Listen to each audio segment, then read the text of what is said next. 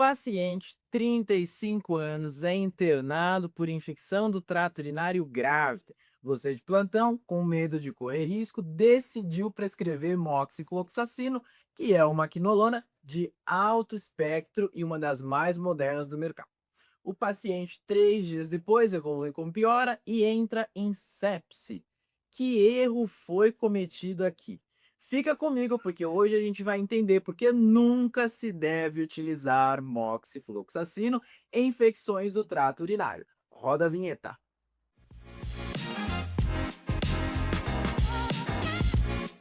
Olá, surtados! Na aula de hoje nós vamos falar de quinolonas, a tropa de elite. As quinolonas, que são uma das classes mais prescritas por aí e uma das mais polêmicas. Antes disso, vamos relembrar qual é o mecanismo que nós discutimos na aula zero de antibióticos. Se vocês não viram, vão lá ver. O que que acontece? As bactérias, elas têm o DNA delas totalmente condensado.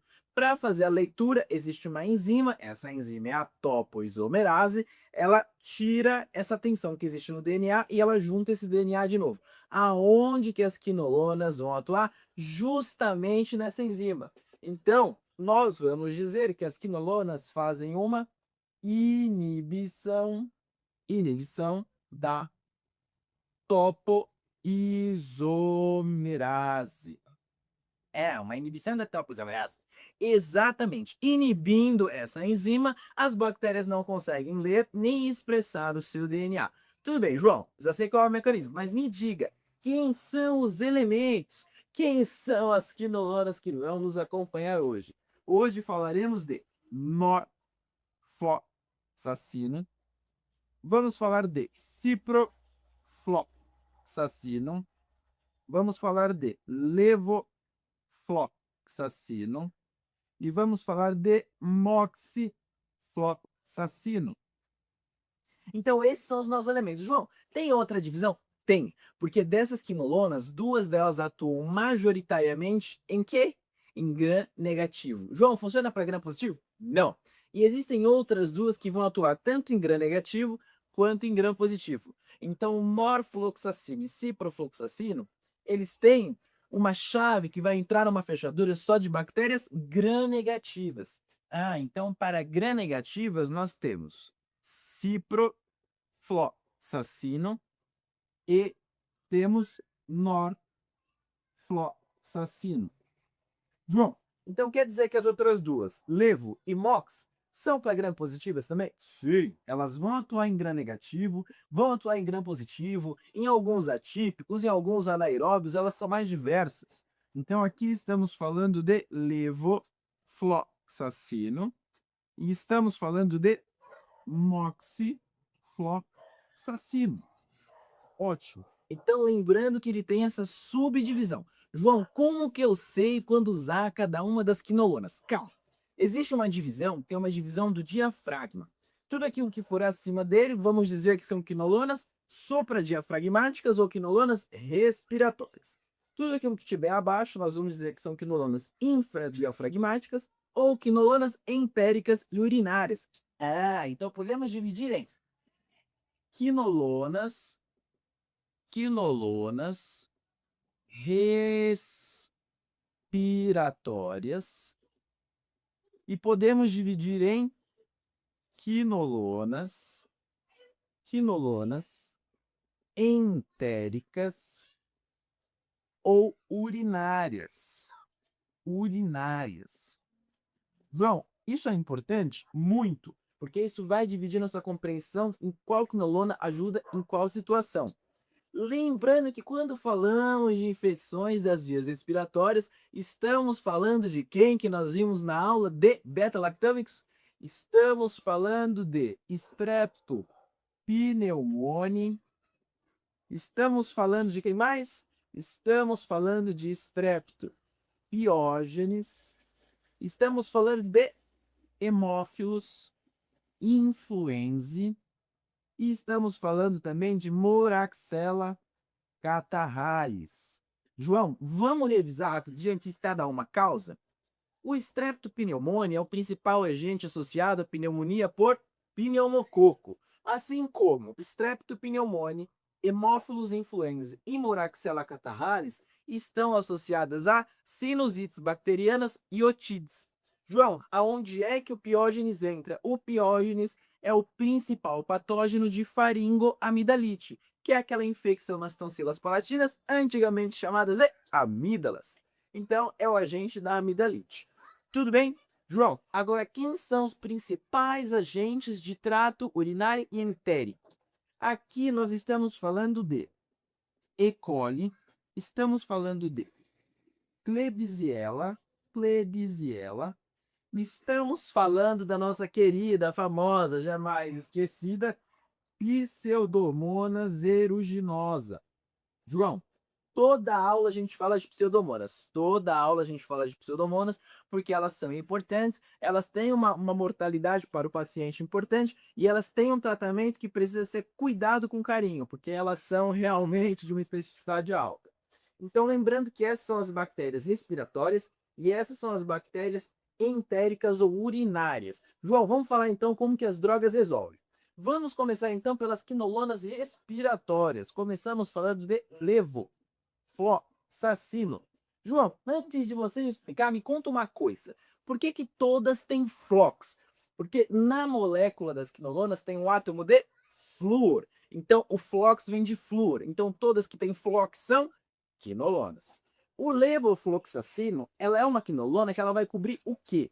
Ela vai cobrir principalmente gram-positivos e atípicos.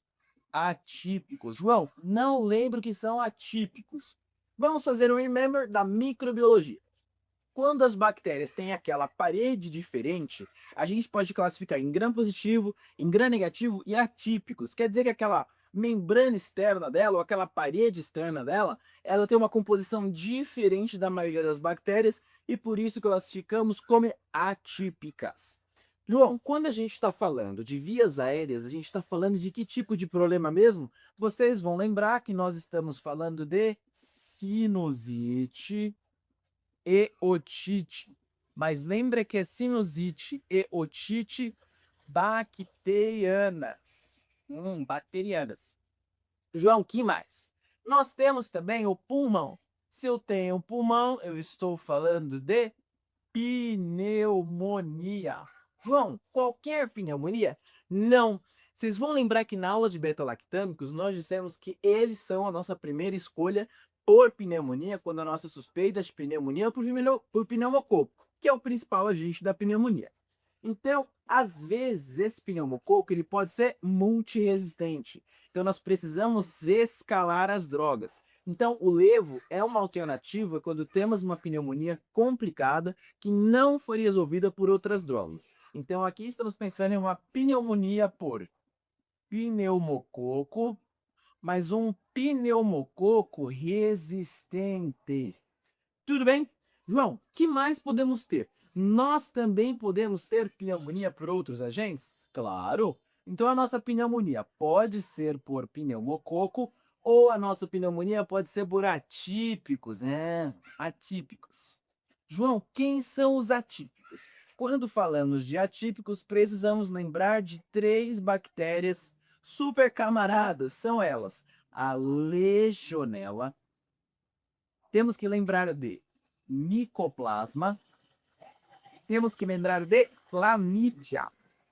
Chlamydia. Chlamydia. Tudo bem? Então são as 3 bactérias de atípicos que precisam ser lembradas quando a nossa suspeita é de pneumonia por atípicos. Tudo bem?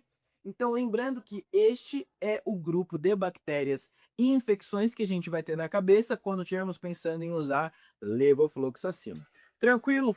O nosso próximo agente é quem? É o moxifloxacino. O moxifloxacino é uma quinolona que tem cobertura contra gram-positivos, mas também faz uma cobertura de anaeróbios. João, o que são anaeróbios mesmo? São aquelas bactérias que crescem na ausência de oxigênio. Tudo bem? Então, aqui faremos uma cobertura de gram-positivos e de anaeróbios. João, conta pra gente, ele cobre pneumonia? Cobre pneumonia. Mas aqui a pneumonia geralmente está associada a gram-positivos. E, João, e quando a gente fala em anaeróbios, a gente está pensando em que tipo de infecção? Pois é, estamos pensando em abscesso e estamos pensando em pé diabético, por exemplo. Então estamos pensando em abscesso e estamos pensando também em pé diabético. João, quando você fala de anaeróbios, quem são as bactérias mesmo? Aqui nós podemos selecionar o gênero Clostridium. Ah, Clostridium. Eu lembro dele. Pois é. O Clostridium nós podemos ter Clostridium difficile, Clostridium perfringens, Clostridium botulinum. Existem várias espécies, mas elas são do gênero Clostridium e ele está associado a seus anaeróbios que mais causam infecções. Então, quando pensamos em anaeróbios, pensamos em moxifloxacino porque faz uma cobertura importante. Agora vocês vão lembrar do nosso quadro de abertura, que era um paciente que deu entrada com uma infecção do trato urinário grave, que foi utilizado moxifloxacino, não resolveu, o paciente entrou em sepse e ficamos naquela pergunta. Gente, o que aconteceu? Se nós pedimos o antibiograma, que é aquele exame que testa se a droga é sensível ou não àquela bactéria, como que teria vindo? Teria vindo sensível. Ah, João, então o moxifloxacino, ele mata, por exemplo, a E. coli? João, por que a gente está pensando em E. coli mesmo? Porque nós estamos pensando em infecção do trato urinário. E o principal agente associado é E. coli. Então, João, teria vindo sensível? Teria. João, então qual que é o problema? O problema é que a infecção estava onde? Em vias urinárias. E o moxifloxacino é uma quinolona que tem que tipo de excreção? A excreção do moxifloxacino não é por vias urinárias. A excreção do moxifloxacino é uma via hepatobiliar. Então, por que aquele paciente que tinha uma ITU, ele evoluiu mal? Porque a droga estava na corrente sanguínea? Estava. Mas ela estava chegando nas vias urinárias? Não estava, porque ela estava sendo excretada pela via hepatobiliar. Então, o moxifloxacino é a única quinolona que não faz excreção via renal. Logo, não podemos utilizar para infecções do trato urinário moxifloxacino. Então, moxifloxacino, ele é proibido para quê? Para infecções do trato urinário. Para os íntimos, Itu. E nós estamos falando de Itu, a cidade em São Paulo. Então, infecções do trato urinário, não podemos utilizar moxifloxacil. Tudo bem? Então, agora nós vamos entrar nas quinolonas infradiafragmáticas. E aqui é onde começa o show, que estamos falando do ciprofloxacino. João, o que o ciprofloxacino vai cobrir?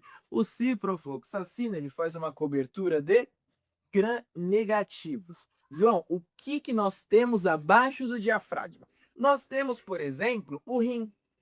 E uma infecção bacteriana no rim, nós chamamos de pielonefrite. Então, aqui nós temos uma pielonefrite. Além do rim, nós também temos o quê? Pois é, a bexiga. A bexiga. A bexiga. E na bexiga, se eu tenho uma infecção bacteriana, eu chamo de cistite. Cistite. Tanto a pielonefrite quanto a cistite, elas são frequentemente causadas por E. coli.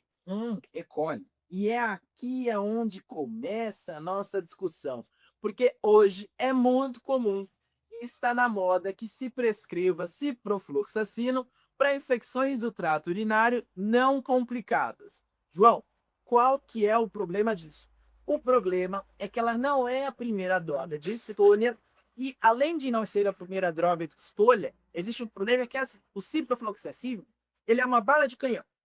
Se a gente utilizar bala de canhão para matar formiga, quando eu precisar dessa arma, ela vai ter perdido a força, porque de tanto utilizar, a gente vai selecionando aquelas bactérias que já são resistentes, e com o tempo a gente vai perdendo uma arma importante. Então hoje, de acordo com as diretrizes e guidelines, o ciprofloxacino não é, repito, não é a primeira droga de escolha para cistite, e estamos falando de ITU não complicado, tudo bem?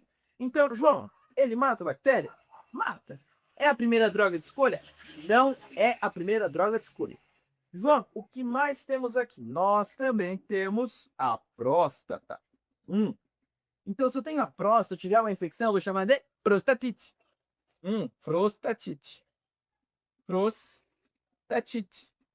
E qual que é a parte boa? A parte boa é que o ciprofloxacino, assim como outras quinolonas, tem uma boa penetração justamente no tecido prostático. Então, infecções que acontecem ali, elas vão ter uma boa absorção de quem? Da droga. Então, existe uma boa associação entre quinolonas e o tratamento de prostatites por bactérias. Tudo bem? João, acabou? É claro que não, porque além disso nós temos o intestino. Intestino. João, o que que acontece no intestino? Diarreia. João, qualquer diarreia? Claro que não, jovem gafanhoto. Aqui nós estamos falando de diarreia principalmente por duas bactérias. Estamos falando de diarreia por salmonela. Estamos falando de diarreia por Shigella. É, salmonela, Shigella. Agora, existe um cuidado e aqui é onde a micro com a farmaco brilha. Existe uma bactéria que pode causar diarreia, que é a E. coli. João, essa E. coli? É, mas é uma E. coli diferente, é uma E. coli melhorada. É uma E. coli STEC. A E. coli STEC é uma E. coli produtora de toxina Shiga. Essa é uma E. coli que ela produz uma toxina no intestino. E qual que é o cuidado? Se eu tenho suspeita de um paciente com diarreia por E. coli STEC, eu não devo utilizar ciprofloxacino, porque ele piora o quadro. Como assim, João? Quando a gente utiliza droga, a bactéria entra em estresse e ela começa a liberar a toxina dela por conta do estresse do antibiótico. E isso piora o quadro de diarreia e o paciente pode, inclusive, ter uma complicação por conta dessa infecção. Então, quando suspeitamos de E. coli STEC, o ciprofloxacino não é a nossa droga de escolha. Tudo bem? Tudo certinho? Prestem atenção que essas partes são importantes. Quinolonas hoje são muito prescritas e muito mal compreendidas. João, o que é fundamental a gente compreender também? Dissemos que o ciprofloxacino atua principalmente em gram negativo. Então pense o seguinte, eu posso usar ciprofloxacino para tratar pneumonia? Não posso. Por que que eu não posso? Porque a pneumonia geralmente é causada por gram positivo, que é o pneumococo. Então o ciprofloxacino, ele chega em boas concentrações no pulmão? Chega. Ele reconhece a bactéria?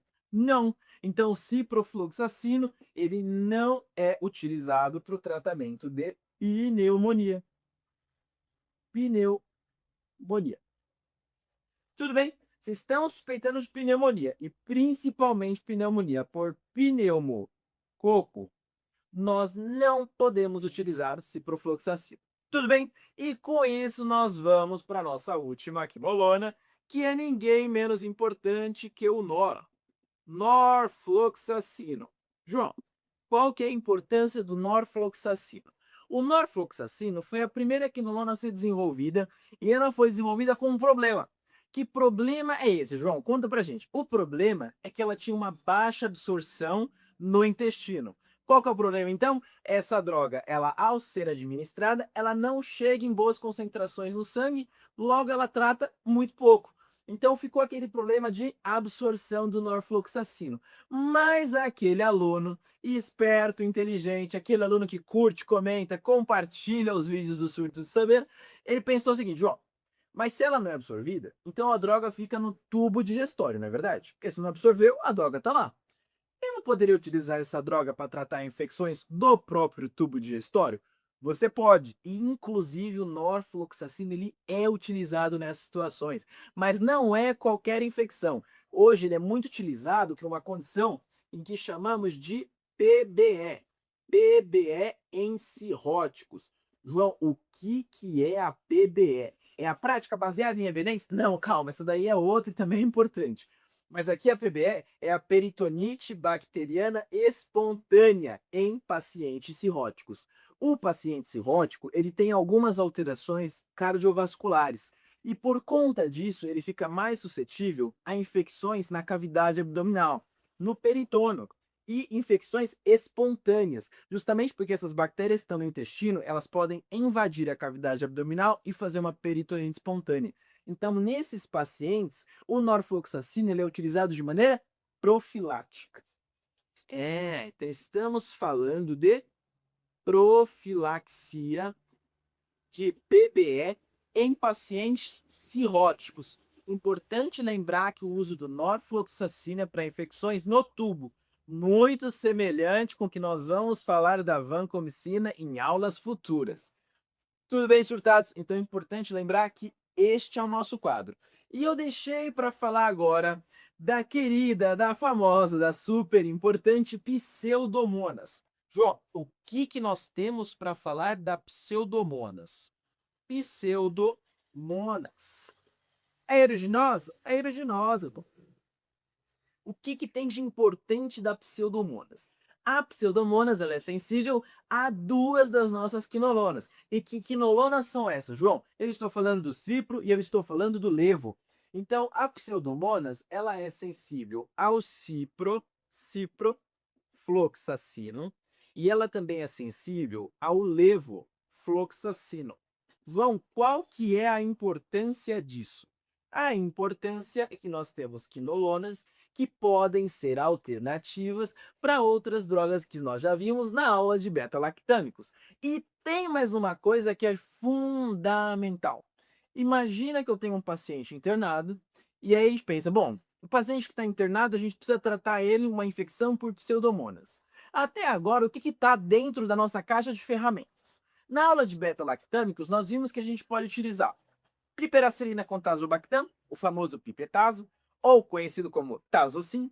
Nós podemos utilizar o cefepim, que é uma cefalosporina de quarta geração, ou nós podemos utilizar o meropenem, que é um carbapenêmico.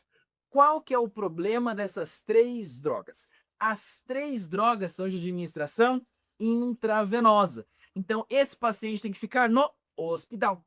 Agora, imagina que eu quero mandar esse paciente para casa. Imagina que esse paciente está respondendo bem, eu quero trocar a terapia dele, eu quero desescalonar e eu quero que esse paciente termine o tratamento em casa. Que drogas eu posso utilizar? Então, aqui, o alvará, o que é o alvará? É o alvará do paciente. Porque aqui nós estamos falando de uma disputa oral contra IV.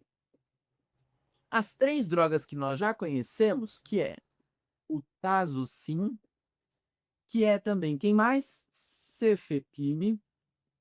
E também temos o meropenem. São drogas de administração IV. E que drogas que eu tenho que atuam em pseudomonas e que podem ser utilizadas via oral? Pois é, eu estou falando do ciprofloxacino e eu estou falando do levofloxacino.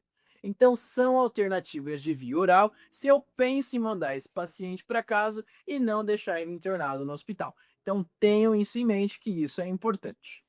Agora nós chegamos naquela parte importante que são os nossos cuidados, são os nossos warnings. João, quando a gente usa quinolona, que cuidados nós temos que ter?